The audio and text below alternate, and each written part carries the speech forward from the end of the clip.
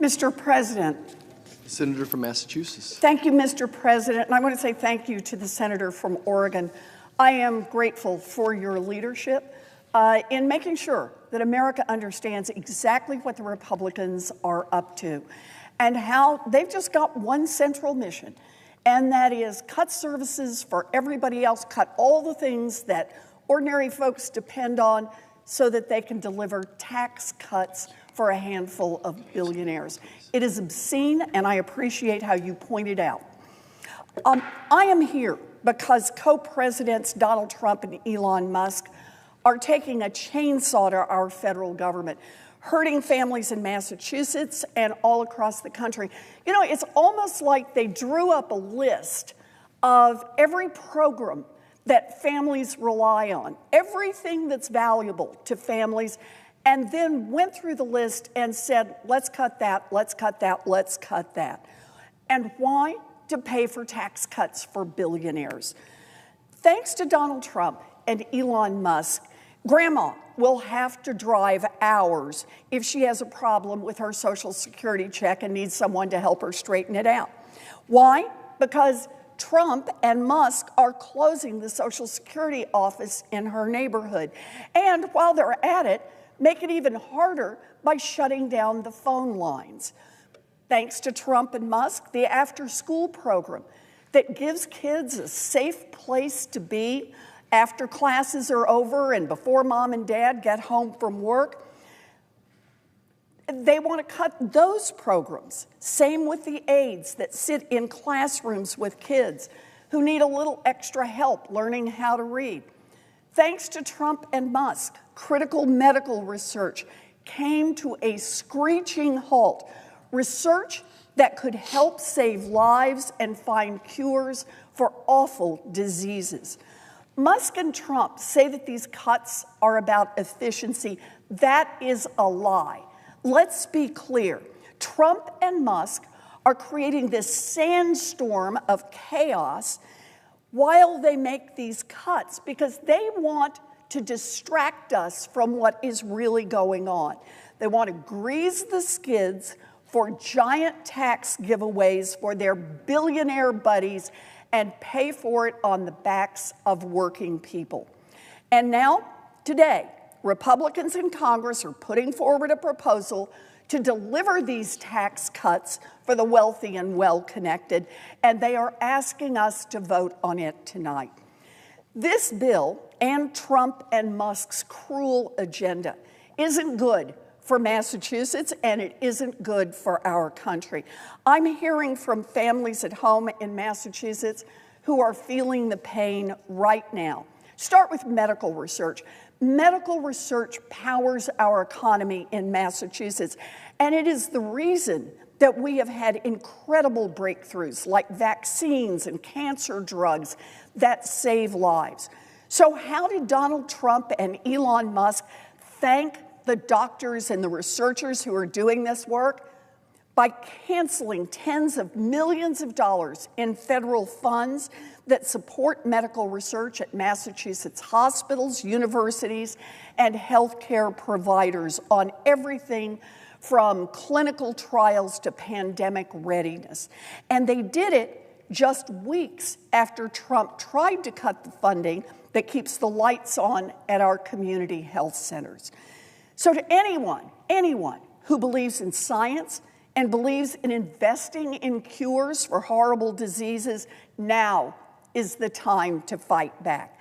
And that's why I'm filing amendments to the Republican bill to keep federal support for Massachusetts medical research institutions and health care providers, including our community health centers.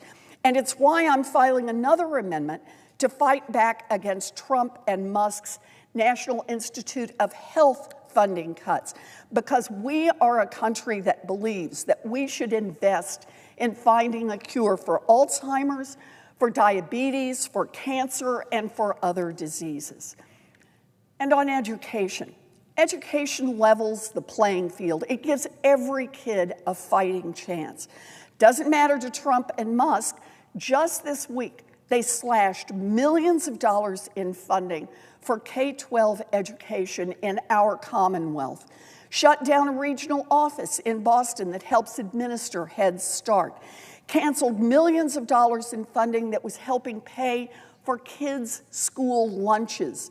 To them, that was the cherry on top of Trump's executive order to, quote, abolish the entire Department of Education, throwing schools all across this country into chaos. So, to students, to parents, to teachers, now is the time to fight back. We are fighting for an America where it's not just the kids of billionaires who get a good education, but every kid in every community all across our Commonwealth. It's why I've got an amendment to the Republican bill to protect education funding in Massachusetts and to protect services like Head Start that lift up our kids and make sure that we are not leaving families hanging out to dry. And I'm fighting for our workers. Last week, Donald Trump signed an illegal executive order attacking federal unions and stripping workers of their rights. It is the definition of union busting, and it is an attack on the workers who make sure that our food is safe to eat, who make sure that it is safe for us to fly in airplanes, who make sure that we take care of our veterans, who try to help us and protect us from viruses and diseases and so much more. So to workers in Massachusetts and all across America, now is the time to fight back. We need to amend this Republican tax cut bill to affirm federal workers' right to unionize and to collectively bargain, because the labor movement is bigger than Donald Trump and his unelected billionaire co-president. And we believe that every worker deserves the freedom to join a union and to negotiate for a fair contract. Donald Trump and Elon Musk are sawing through the programs that help working families breathe a little easier every day. And they're doing it so that their billionaire buddies and giant corporations get trillions of dollars in tax giveaways paid for on the backs of everyone else. So here's the big question. Are we going to hand our country over to co-presidents Donald Trump and Elon Musk and a handful of other billionaires and make everyone else pay for it? Or are we going to be a country that says, no, we want to make these investments so that everyone in this country gets an opportunity? Everybody's at least got a chance to build something for themselves. That is the fight in front of us, and that is the fight I am fighting every single day for people in Massachusetts and all across this country.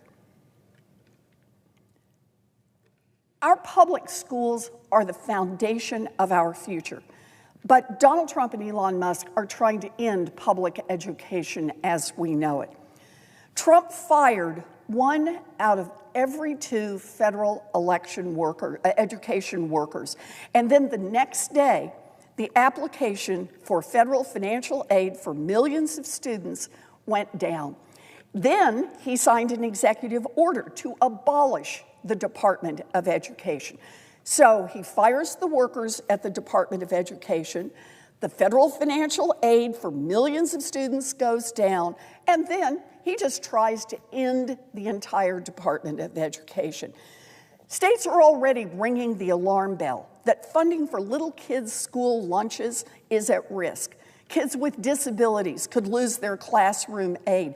High schoolers who are already panicked enough about college are now even less sure about what their future looks like. My very first job was as a public school teacher for kids with special needs. I've seen with my own eyes what the Department of Education does for families. So this week, I launched a campaign to save our schools and to bring everyone into the fight for our public schools. One of the best ways to fight back on behalf of our schools is to share stories about what matters to us in this country.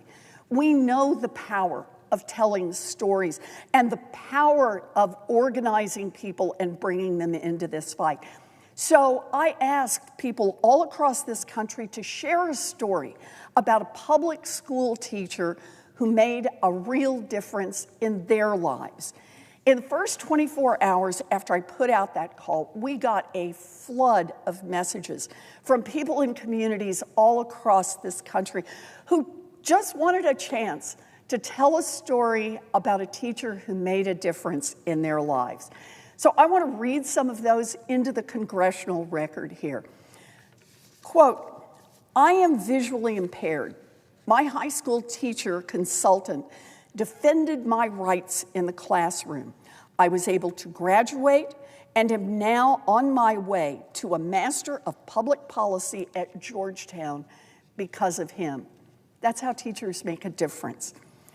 Another, Mrs. Butler, 4th grade, Bourne, Massachusetts, 1996, had us bring in newspaper stories, taught us chess. She spoke to us like we were little adults and treated us with respect. Someone who remembers that many, many years later. Mrs. J. I went to high school in Wisconsin and she was my AP psychology teacher. She made me feel special, and I found out later I wasn't the only one. I bumped into her years later, and she inspired me to go on to grad school. I didn't even know a master's in higher ed was a thing without her. Teachers making a difference, not just in the classroom, but years and years later. School was better than home. A teacher made sure I applied for college. I went, I graduated. Again, changing lives. My daughter was born with disabilities. She was told she was powerful. She has an MBA. Pretty impressive. I was a struggling student. One teacher always paid attention and helped me after school. My high school culinary arts teacher played a pivotal part in my life, which has led to a lucrative career. My son's music teacher went out of her way to create a spot in the school band for him to play his electric guitar. Now he is an accomplished musician who loves to play music. The ways in which teachers change our lives. My 5th grade teacher taught us to knit, which allowed us kids with different learning needs to thrive! Exclamation point. Someone who is grateful to this day. My husband works for a high school in Alabama and teaches teens coping skills. It has prevented suicides. Truly, truly the importance of what our teachers do. I was raised by a single parent who didn't go to college, and with the expectation that, due to cost, college would not be possible for me. One of my teachers repeatedly told me I was smart and capable and that I should go to college, and then helped me apply. Now, I have a PhD in materials chemistry and work at a defense lab. A reminder, teachers don't just contribute to the lives of their students, they contribute to the growth and the future of our entire nation. My high school Spanish teacher inspired me to be brave and explore the world outside my small rural town. Good for you. Here's one. I was bullied a lot as a kid. My 6th grade teacher finally got my bullies to leave me alone. There's something life-changing for a 6th grader. My 8th grade social studies teacher, Mrs. Gifford, made me want to be a social studies teacher too. I was a struggling student. One teacher always paid attention and helped me after school.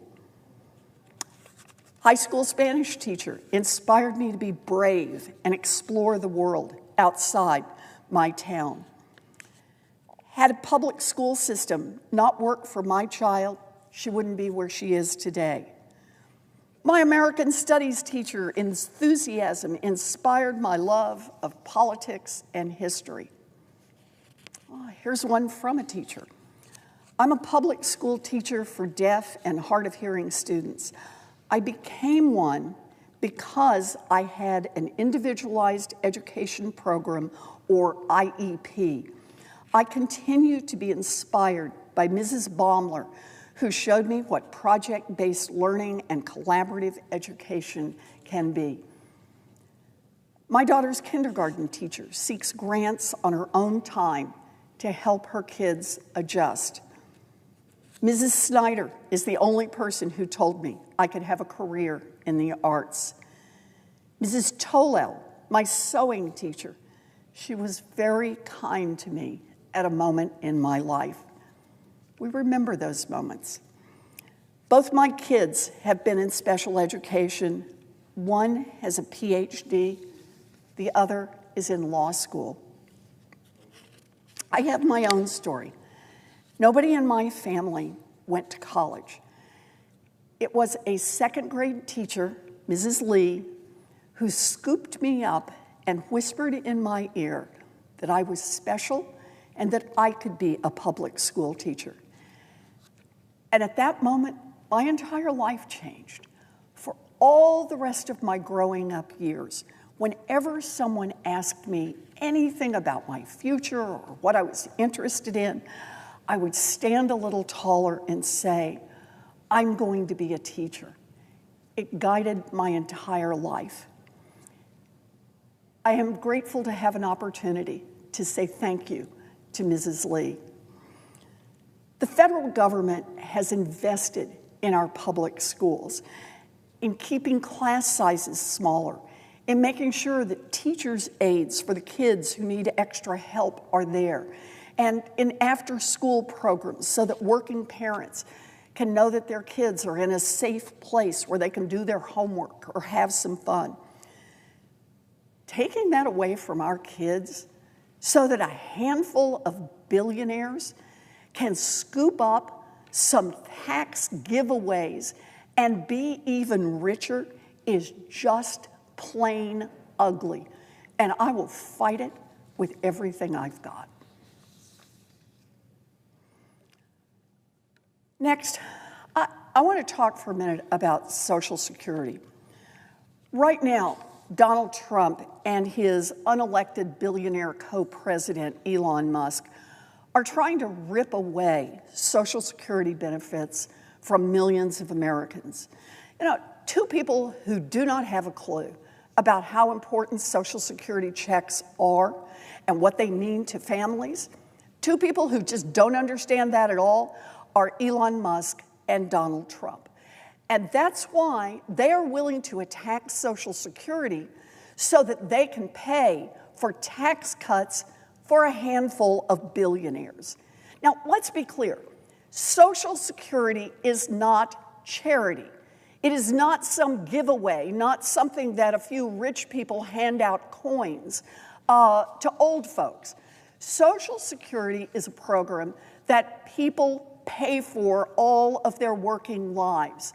73 million Americans depend on Social Security, and they paid for those Social Security benefits. Out of every paycheck, they were putting money into the Social Security system on the sacred promise that when the time came that they were no longer working, they would be able to count on Social Security for food, for a roof over their heads, for some real financial security. Elon Musk and Donald Trump are breaking that sacred promise, and they are breaking it so that billionaires can get a tax break. Now, here's the thing. Elon Musk and Donald Trump know that they can't just go in and reduce Social Security benefits. They'd like to. Remember, Elon Musk is the guy who called Social Security a Ponzi scheme. He's a guy who has said, look, you know, if we're going to get this done, we need to cut Social Security. The problem is, Elon Musk didn't establish Social Security. The problem is, Donald Trump didn't establish Social Security. No, it was Congress that passed the laws that created Social Security. And it is Congress and only Congress that can cut those Social Security benefits. So you would think Elon Musk and Donald Trump, I mean, shoot, Republicans are in the majority. right here in the Senate, over in the House of Representatives. If they really want to cut Social Security, then do it out in the open and introduce a bill. Have your Republican buddies introduce a bill to cut Social Security benefits, and let's see where that goes. But no, they know that cuts to Social Security are deeply unpopular, deeply unpopular. They know that people who answer to the voters are very hesitant to do that. So what have they figured out? A backdoor way to come in and cut Social Security. And how do they do that?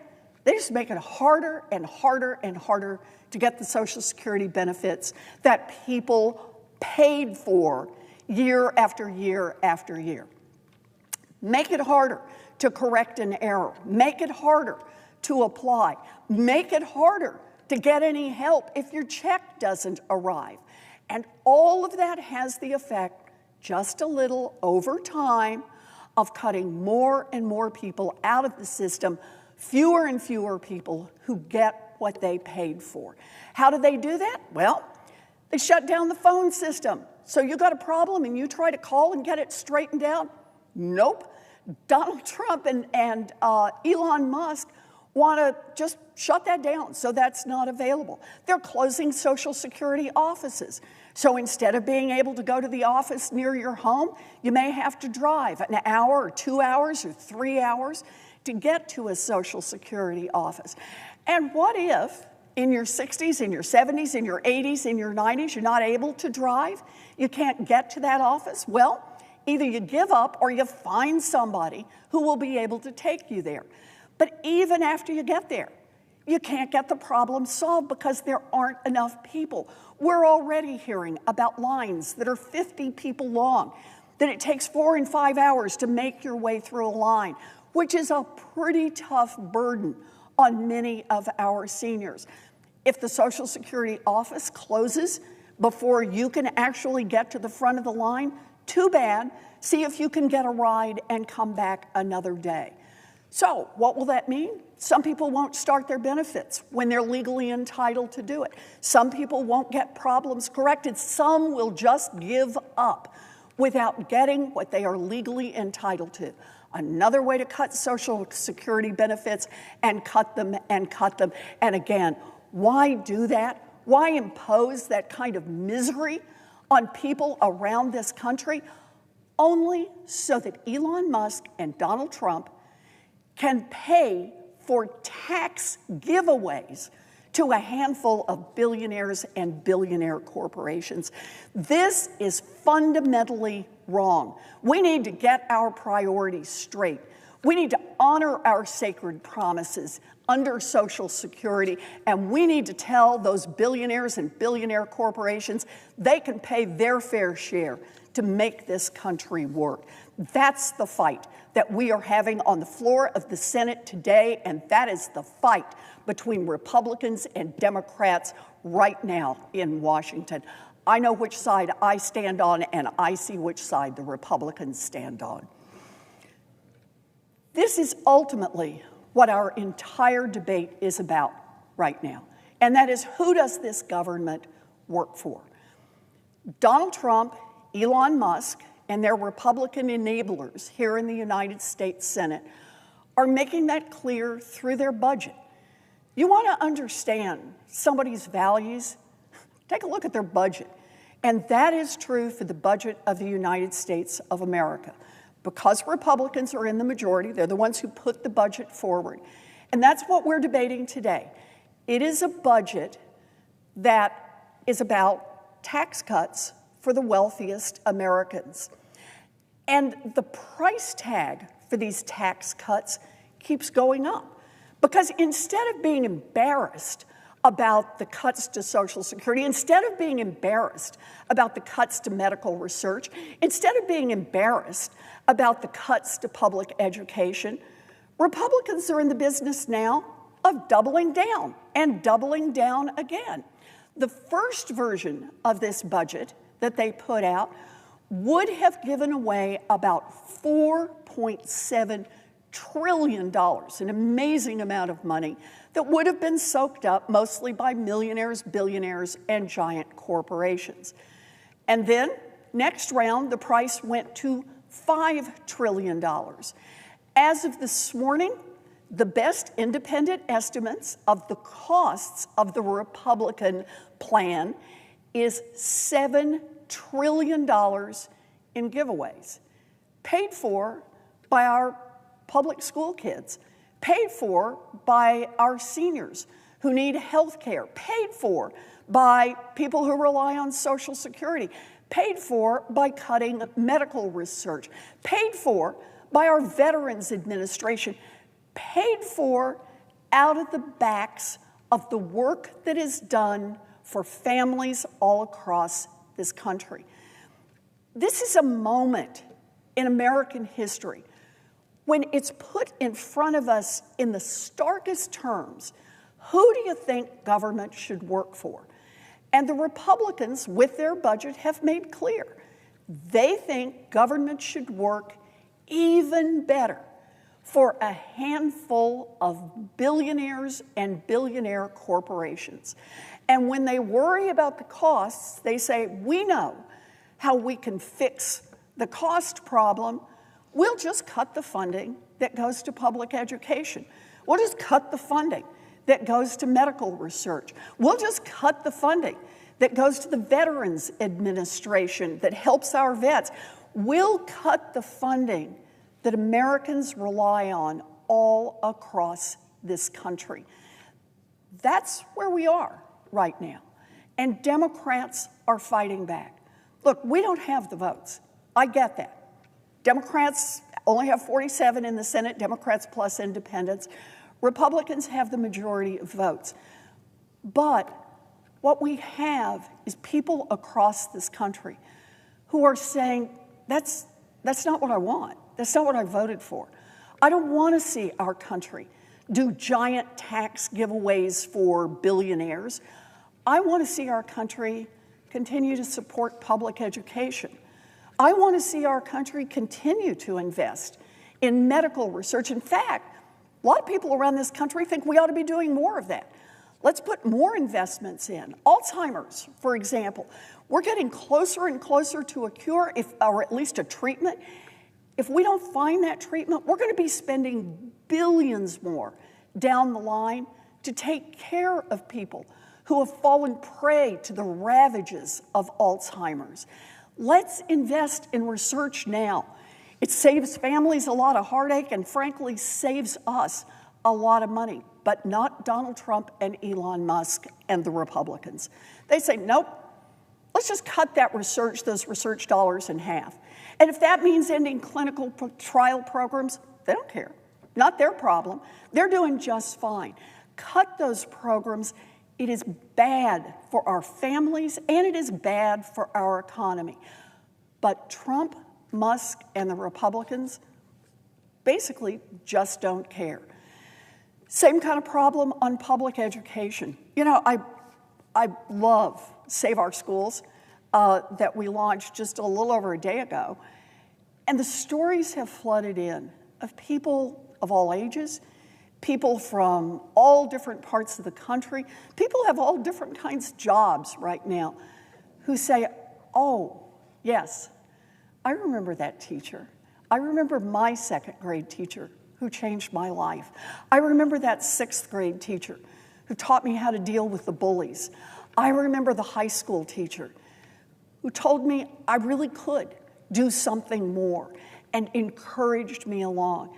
The parents who wrote in and said they had children with real challenges, and it was a public school teacher who stepped up and helped move them forward.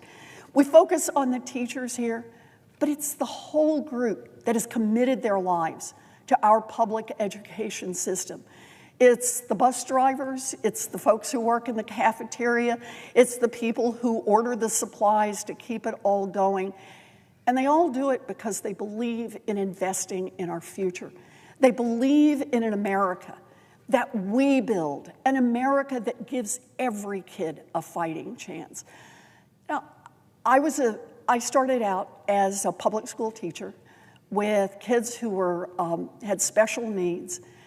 And I really saw firsthand what it means to believe in the worth of every child and to invest in those children so that every child can do his or her best, so that children have an opportunity to grow, to learn, to live independently.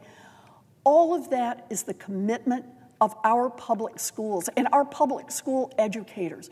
Everybody is a part of that team because they believe in our kids and believe that this is how we build a future. No nation builds a great future by shortchanging its children. That has been a core part of our American values for a long, long time. And now Donald Trump and Elon Musk come along with a chainsaw and say, we're just going to lop those programs off. We're just going to cut them off. Already tried to fire half of all the people who work at the Department of Education and then decided that wasn't enough. So they turned around and said, let's just shut the whole Department of Education down. And it's already having an impact on people's schools are scrambling to figure out what their budgets will look like. Who are they going to have to lay off? Class sizes are likely to get bigger. That hurts every one of our kids. The kids with special needs who need an aide sitting beside them, they're likely to have to go away. Can't do that work anymore. The whole notion as a nation that we care more about a handful of billionaires getting, listen to those numbers again, $7 trillion in tax giveaways from the Republicans, while we just starve or completely eliminate the programs to support public schools all across this country. Budgets are our values. And the values of Donald Trump and Elon Musk and the Republicans that are reflected in this budget, billionaires over our kids, those are the wrong values. Those are not America's values, and now is the time to fight back. It's a hard time right now. I understand that it feels like we're in a sandstorm, that there's something every single day. We've got new tariffs announced yesterday that make no sense at all. Stock market is plunging, renaming the Gulf of Mexico, invading Greenland. There is so much going on. But understand this, there really is direction here. And that's what's happening right now between Elon Musk, Donald Trump, and Republicans in the United States Senate. And that is, while all this noise and swirl and speculation is going on, very quietly try to tiptoe into the United States Senate and offer $7 trillion in tax giveaways, mostly to folks like Elon Musk and his fellow billionaires. Offer them all the money and then tell our school kids, tell our seniors, tell everyone else in America that you have to pay for it because the billionaires are the special people in this country. They're the ones who are catered to here in the United States Senate. Well, I get it. That's what Trump wants. That's what Musk wants. That's evidently what the Republicans in the Senate want. It is not what Democrats want. We are fighting back. We believe that billionaires and billionaire corporations ought to pay their fair share. They ought to pay taxes, and we ought to use some of that money to invest in medical research, to invest in our public schools, to invest in expanding Social Security, to invest in the Department of Veterans Affairs so that we are honoring our promises to our vets. This is about who the government works for. Trump, Musk, and the Republicans want a government that works even better for billionaires. Democrats are fighting for a government that works better for everyone else. Mr. President, I yield the floor.